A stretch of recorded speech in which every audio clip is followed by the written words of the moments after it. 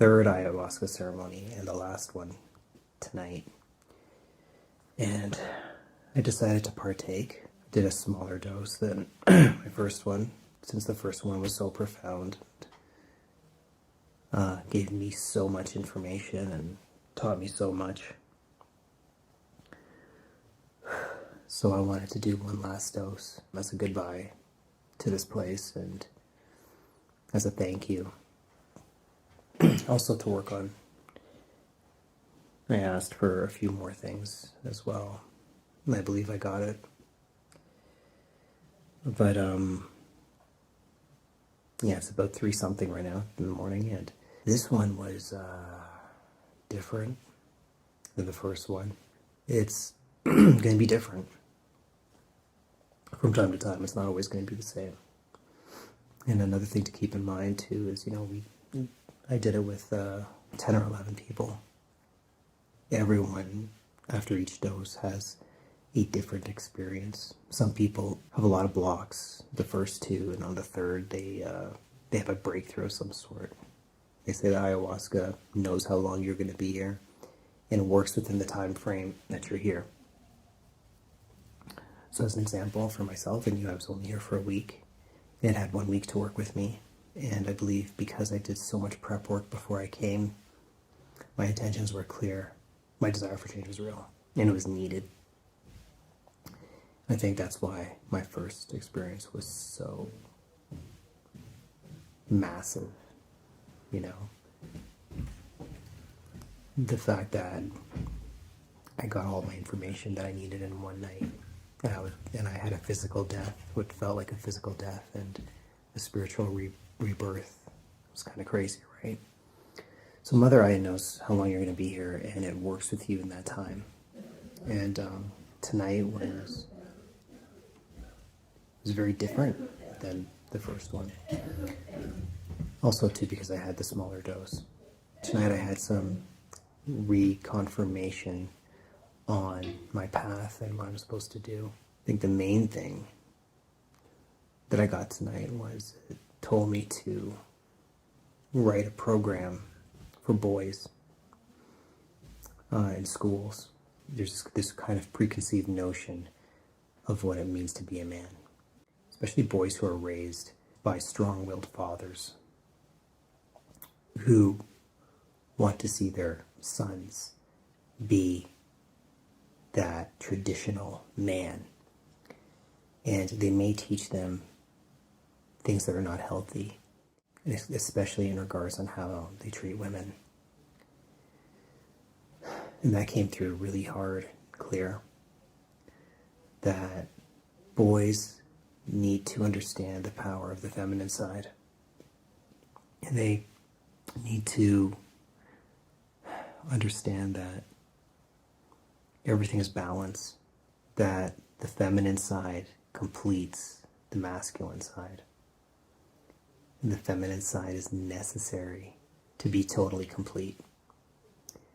And I think that boys struggle with that because of the stigma it might put upon them.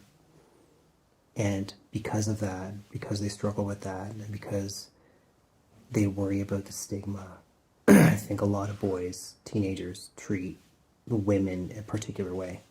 And I was kind of guided to write a program to address that.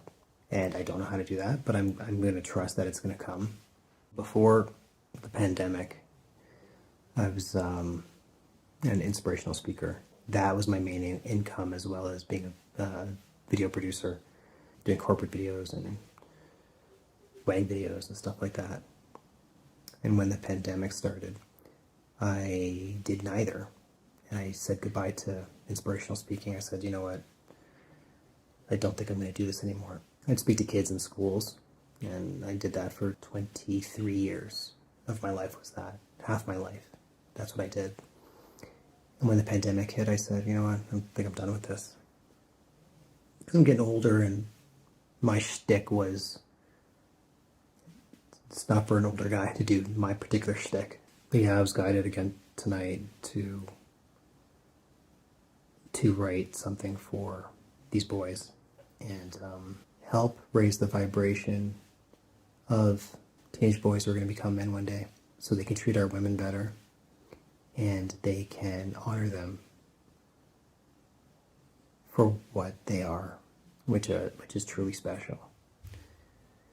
And I think once that happens, I think once that men start treating women with more respect and with more dignity, girls will carry themselves with more respect and dignity. I think it goes hand in hand. I may be wrong, but my gut tells me that is true. So I need to write this show. And also I want to address to boys who feel like they are more feminine than masculine and how they can navigate that, especially the ones who don't like women, who like boys. It might be more accepted than it was when I was in high school. I still feel like these boys have a tough time. I don't know how to navigate that right now, but I know it's in the process of being written while I'm leaving this video. A lot of laughing outside. A lot of people had a great night tonight. Right before I left the ceremony, I asked God and Mother Aya, I said, just give me the strength to do it, because anyone who knows me knows since the age of 19, I've been a man of many hats.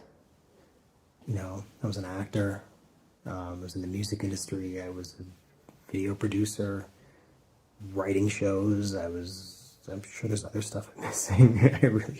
I really have had almost every job I could think of. And I did all that to put food on my table and to support myself. And it wasn't always easy. It was actually quite difficult, but I just wanted to do what I wanted to do. But now to go back into that life where I'll be making high vibration music, that's what I've decided. I'll be taking everything I've learned here and putting it into my my book. I'll be writing this new show. Plus, on top of that, I have a full-time job. It's like, I feel a little overwhelmed.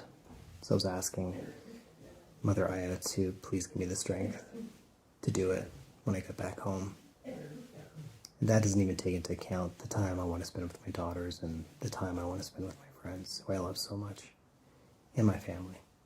So that was my last ayahuasca experience, and I can't be any more thankful than I am.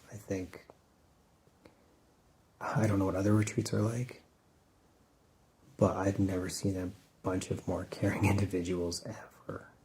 As an example, after the ceremony was done, the maestres, they stuck around and they were healing people one by one. They don't have to do this. One of our friends here, really bad back pain. He went and he laid down, the maestre healed his back pain through his methods, which it was amazing to see. Like, I'd never seen anything like that.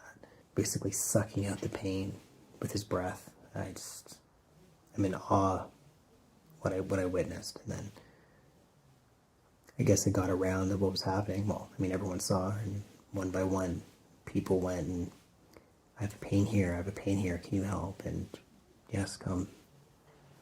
And we sat there and helped them with their pain. You got to take into account, this is after a 8, 9, 10, 11, 12, 1.